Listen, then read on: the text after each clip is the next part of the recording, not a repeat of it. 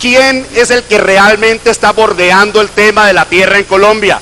Le pregunto, señor ministro y jefe de planeación, ¿no es el Grupo Santo Domingo?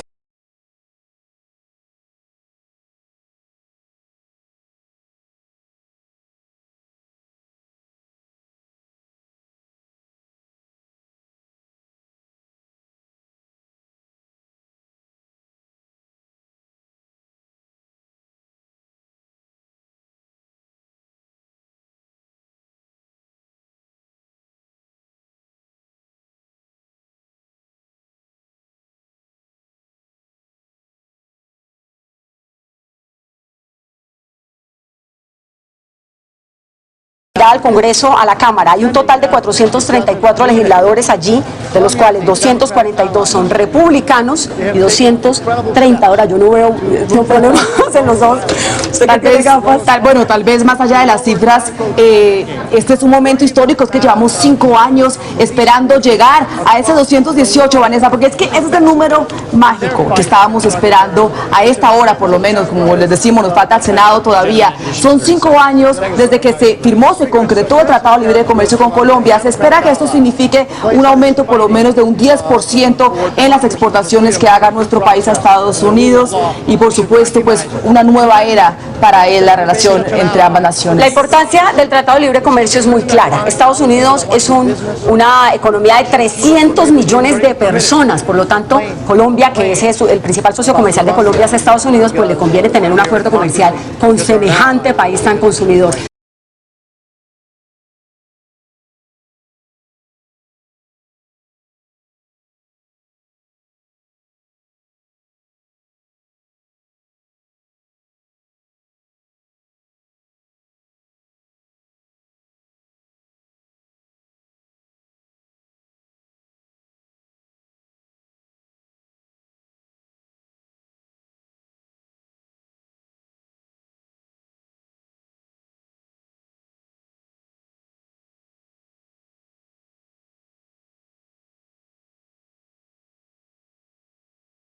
El Grupo Sarmiento Angulo, los dueños de Aval.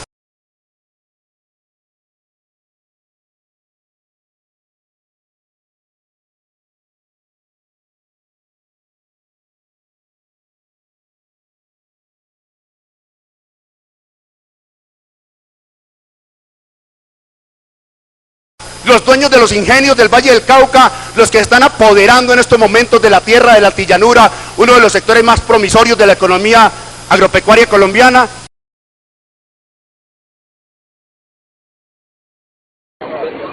La razón fundamental porque nosotros ahorita entramos en paro es porque nosotros, a través de ver que estamos trabajando en un modelo neoliberal de estas cooperativas, que es lo que es el cooperativismo, que no le deja ninguna oportunidad al trabajador de vivir como deben de vivir un trabajador.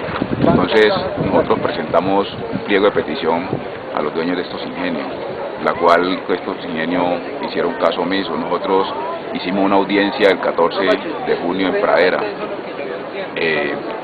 Esa audiencia participaron 18.000 corteros y ninguno de esos ingenios se dignaron en leer ese pliego de peticiones, a tener un acercamiento con nosotros. Luego nos seguimos desgastando 6 meses más llevando ese pliego de petición a los dueños Capurro, presidente de la Asociación de Cañicultores del Valle del Cauca.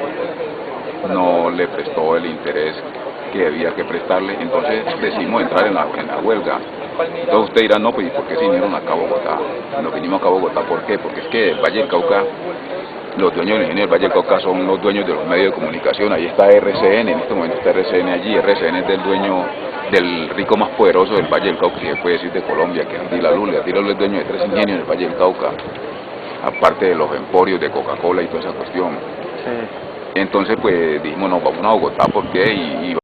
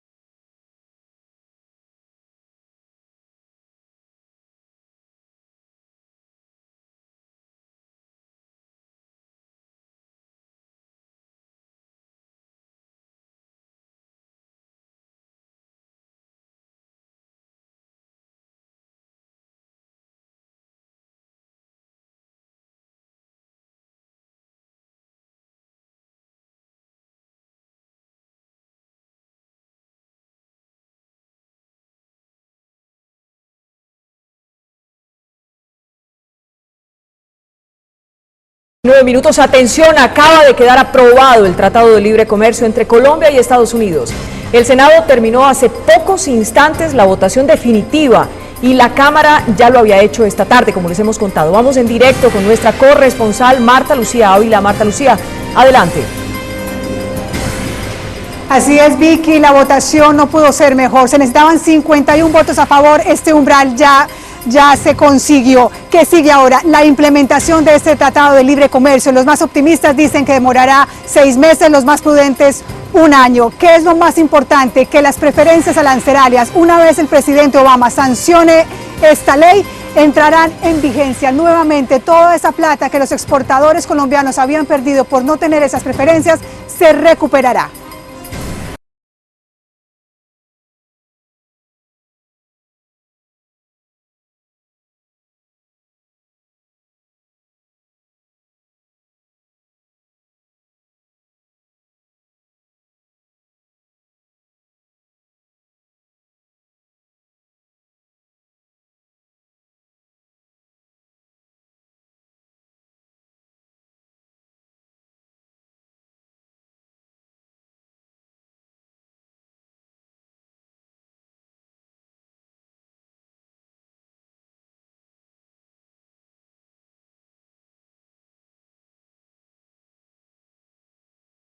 Ciudad de Cali. Mi pregunta para los candidatos a la gobernación es la siguiente: ¿qué piensan potenciar en el campo para que el departamento del Valle del Cauca no dependa solo de los cultivos de caña de azúcar?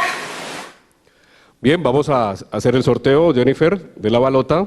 Responde esta pregunta de Andrea Atemay Sterling. Y nos lleva a entender a los vallecaucanos que no podrá haber paz si hay monocultivo. Estos ingenios del Valle del Cauca tienen una deuda, los propietarios, con el pueblo trabajador. Anoche estuve con los corteros de caña en El Placer, y esos corteros de la caña, pobrecitos ellos con sus niños, sufriendo todos los atropellos de esos corteros. Entonces, ese monocultivo de la caña y esa exoneración que le hicieron a Ardila Lule por producir etanol y con la gasolina más alta en el Valle del Cauca, en Colombia, no puede seguir. Entonces,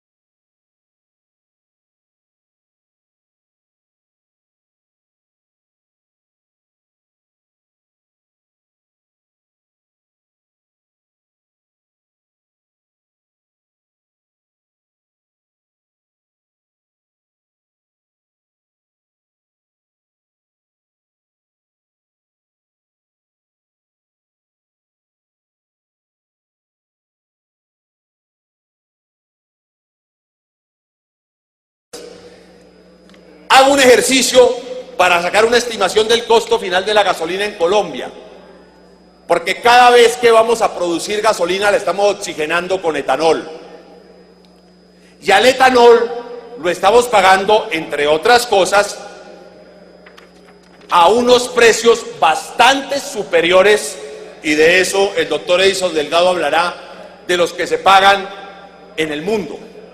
Nosotros le pagamos a los productores de etanol por el 8% de un galón de gasolina, o sea, el 8% de ese galón, ese etanol, le terminamos nosotros pagando 583 pesos. Y a Ecopetrol, que le costó producir el galón en promedio 1.800 pesos, le estamos pagando 3.700 pesos. El promedio del costo real de producir un galón de gasolina oxigenada, o sea, con etanol, en Colombia es 2.383 pesos. Si producir un galón de gasolina en Colombia cuesta en promedio, con etanol, 2.383 pesos, ¿por qué en el Valle, por ejemplo, la están cobrando en 7.760 pesos? Esa pregunta se la hacen ustedes.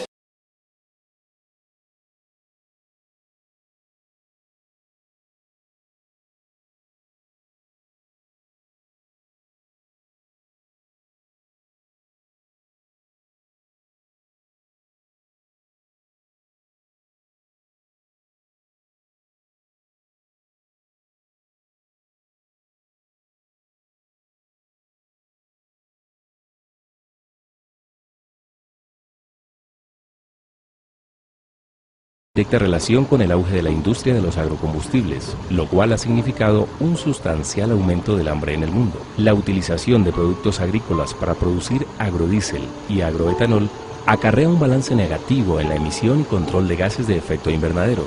Además, no podrá sustituir plenamente a los combustibles fósiles, sin causar mayor daño a nuestro planeta. Colombia, con más de 1 millón de litros al día, es el segundo productor latinoamericano de etanol a partir de caña de azúcar. Y con 1.800.000 litros diarios, es el primero de biodiesel con base en palma africana. ¿Qué es lo que dice la política de la globalización?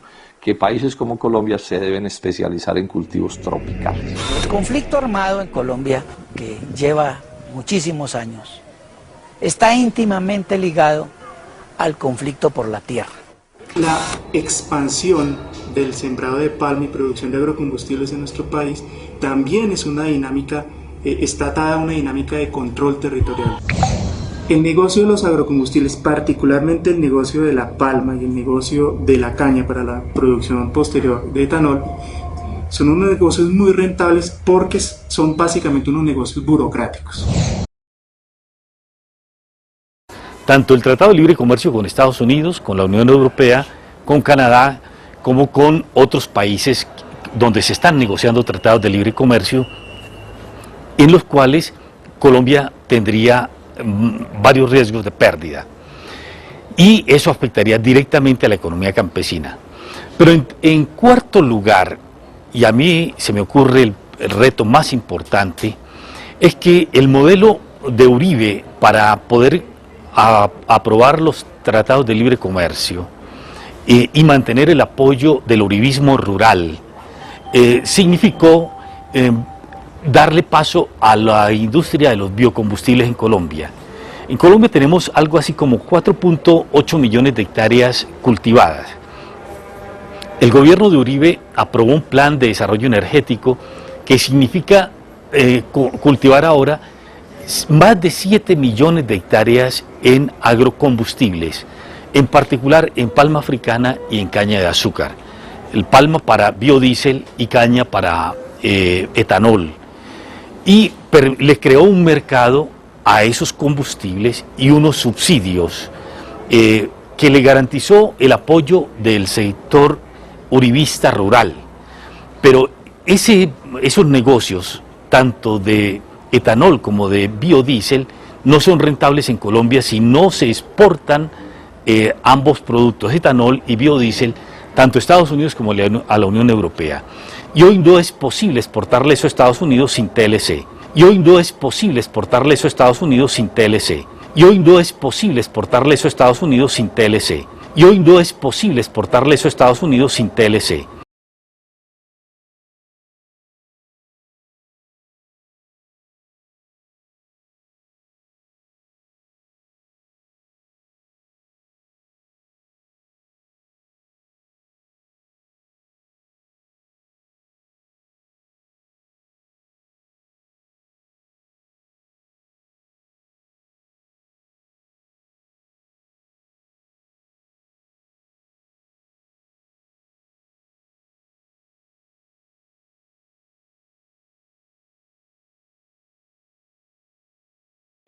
Como yo lo he explicado en varias ocasiones, este negocio de los agrocombustibles está montado para grandes productores. O sea, aquí que no echen cuentos. Entonces simplemente hacerle un llamado muy cariñoso a los cultivadores de caña de azúcar que vean este tipo de debates, que si van a tomar decisiones en este sentido las mediten supremamente bien, no terminen encartados con su caña como ha sucedido en tantas ocasiones, porque lo cierto es que este es un negocio complejo de economías de escala, de subsidios, etcétera, etcétera, que el gobierno no ha diseñado para que lo asuman pequeños y medianos, sino para que lo asuman monopolios y transnacionales, y más en el gobierno de Juan Manuel Santos, que en su punto 63 del programa de gobierno dice que lo que le gusta es la gran producción agropecuaria.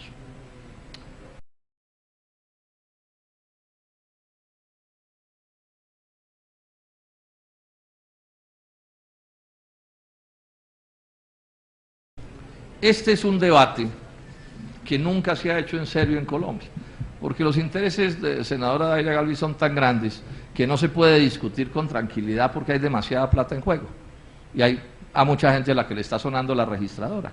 Entonces el debate se enrarece, senador Mora, por esto.